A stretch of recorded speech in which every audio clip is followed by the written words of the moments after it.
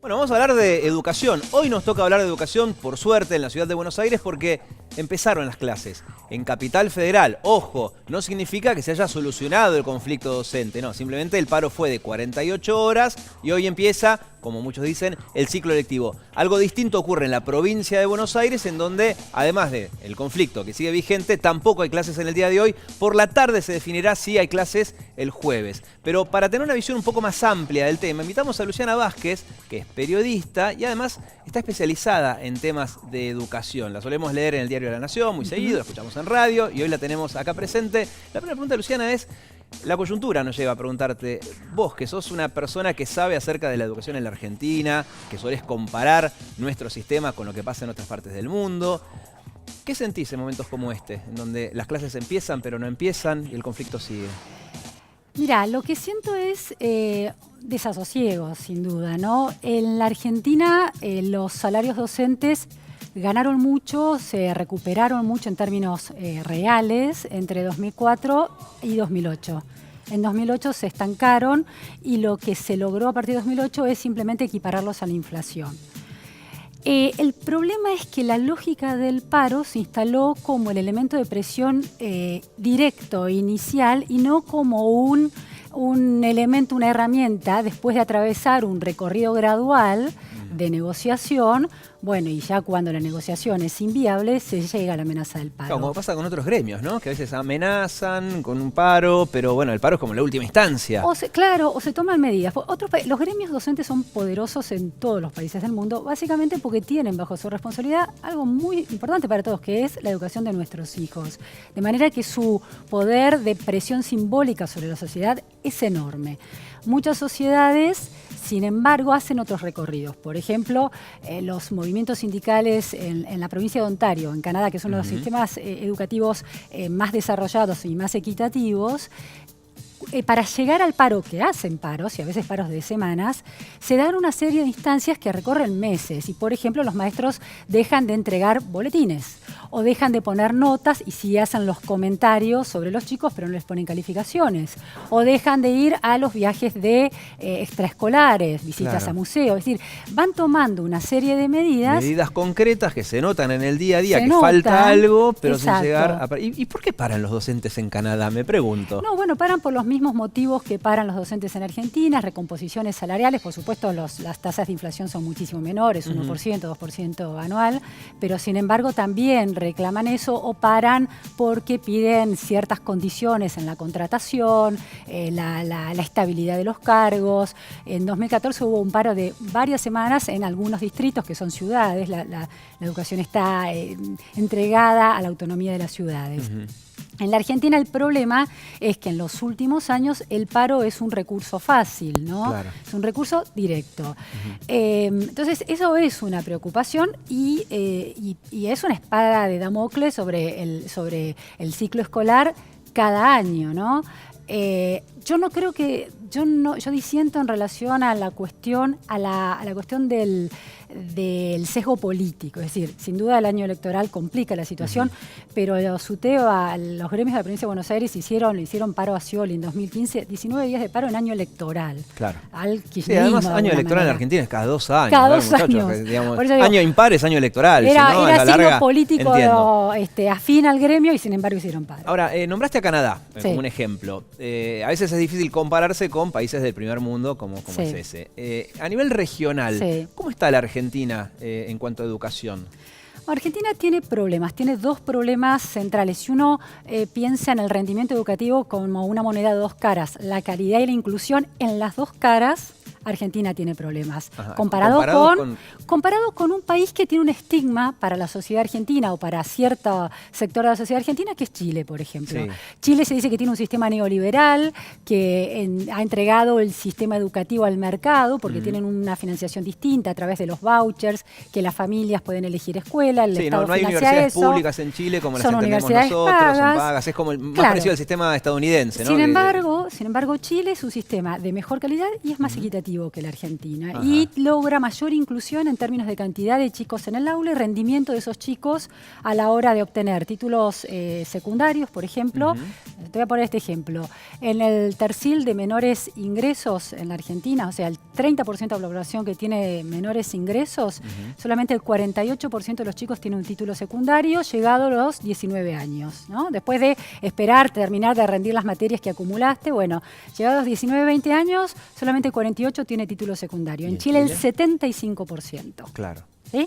Las élites chilenas y las élites argentinas. En la Argentina el tercil de mayores ingresos, el 30% de mayores ingresos, que son las clases medias hacia arriba, el 75% tiene título secundario, es decir, un 25% que no tiene. En Chile el 91% de las clases más altas tienen título secundario. Si nos ganan en los dos tercios. Sí, y en términos de calidad, supongamos que, bueno, que podemos pensar la hipótesis de que, bueno, en Chile es más fácil porque es peor la educación. Bueno, no. En términos de calidad, en las pruebas de UNESCO o en las pruebas de la OCDE, las pruebas PISA, a Chile le va significativamente mejor. Bien, nos queda claro entonces que en ese sentido Chile tiene un mejor sistema de educación. ¿Y el resto de la región? Bueno, Si Perú es un país, Uruguay. Perú es un país que en las pruebas internacionales de UNESCO, PISA, que están más desprestigiadas, pero siguen siendo válidas, está por debajo de Argentina, pero lo interesante de Chile, comparado con todos los países de la región, no solo Argentina, es que ha logrado mejorar desde 2000 hasta ahora en una curva que es casi en una curva ascendente muy abrupta. Es decir, la capacidad de mejora del sistema educativo peruano es enorme, básicamente porque han intervenido mucho en el aula y han apuntado mucho a la formación docente. ¿Y tienen política de Estado ahí? Tienen política de Estado, claramente. Hay que hacer una política de Estado que básicamente, le cuento a mi suegra, es que no importa el gobierno que esté, ya se traza una línea que atraviesa los gobiernos. O sea, dicen, bueno, apuntemos para allá y quizás la mira puede correrse un poquito de izquierda a derecha, pero más o menos al mismo lado. Y en la Argentina... Bueno, Perú es un país muy particular, es un país con enorme desigualdad, pero es un país que es uno de los países de la región que más ha crecido y que ha sostenido su crecimiento desde Fujimori en adelante.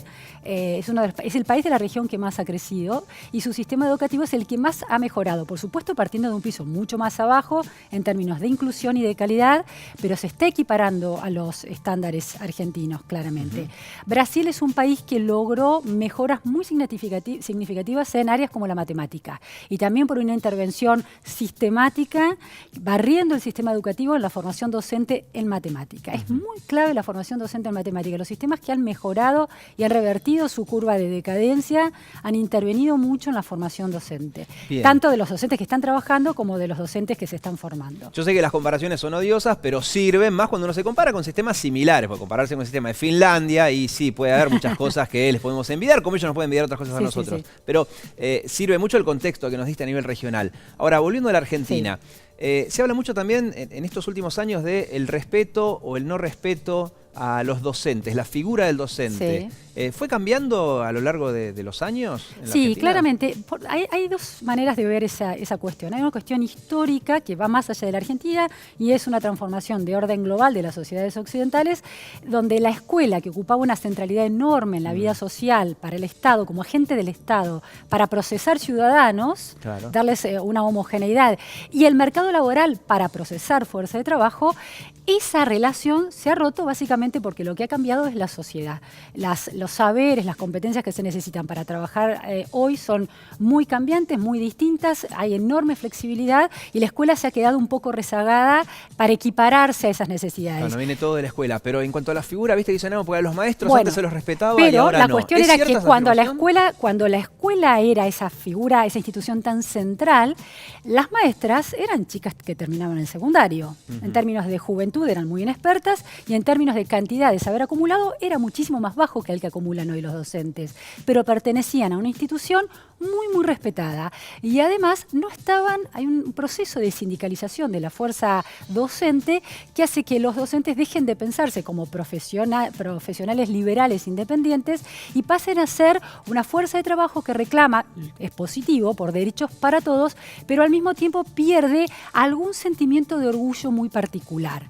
Y por otro lado, los saberes saberes de los docentes están puestos en cuestión porque también hay una equiparación de las jerarquías sociales. Los chicos, los adolescentes saben mucho más que los docentes en un montón de cosas. Claro, ¿no? eso quizás antes no pasaba. Antes no pasaba. Y en el aula cualquiera puede googlear una información y eso también le gana de alguna manera al saber docente. Entonces, esa pérdida se está dando. Y en la Argentina particularmente hay otra cuestión que va en desmedro de la jerarquía docente, que es para que una profesión sea muy respetada, el saber que esa profesión maneja tiene que ser muy específico y único y uno no puede sentir que pueda reemplazar fácilmente a quien detente ese saber.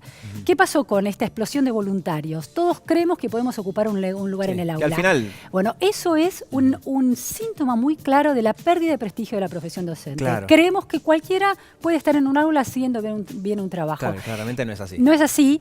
Lo que pasa es que en la Argentina la formación docente tiene serios problemas de calidad y por otro lado eligen la carrera docente personas que no pueden elegir otras carreras más difíciles porque no pueden sostener ese esfuerzo universitario. Entonces, la facilidad para ingresar a la carrera, la facilidad para graduarse porque los saberes son muy sencillos y la facilidad para moverse dentro del ascenso laboral porque es solo antigüedad, hace que esa profesión también esté desprestigiada. Claro, y queda esa sensación de, bueno, y si hay para docente nos anotamos total más. ¿Qué tan difícil puede llegar a ser cuando claramente es difícil? Imagínate si hubiera paro de cirujanos. Claro, irías a la sala de paro de operaciones. maquinista de tren.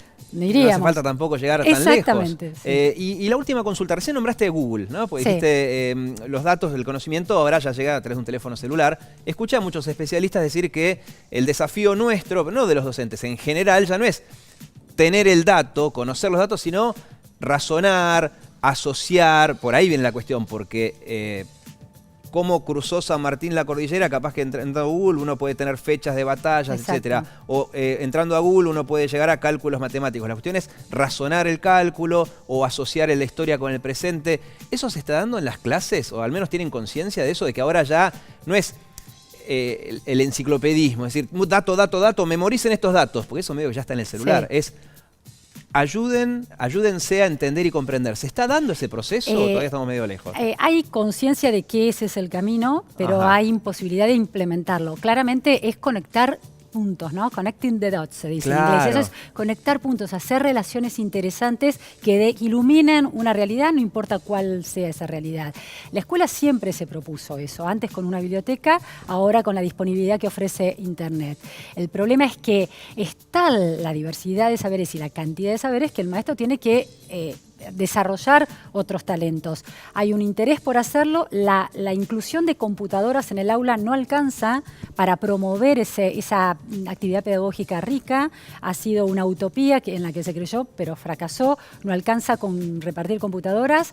Hay un proceso de aprendizaje en la que el mundo online puede intervenir, pero no de manera tan directa. No es porque tenga una computadora en el aula. Claro. Y claramente un maestro inspirado, formado, con ambiciones intelectuales, que logre despertar curiosidad y voluntad de persistir en el esfuerzo educativo en sus alumnos, no necesita absolutamente ninguna computadora para producir un efecto. Ahora, si además de ser ese gran maestro cuenta con las herramientas técnicas, eso se potencia. Luciana, gracias por venir y hablar de vos, educación más allá de la coyuntura. Recordame el nombre de tu libro. El último libro es La educación de los que influyen. La educación de los que influyen. Muchas gracias por estar acá con nosotros.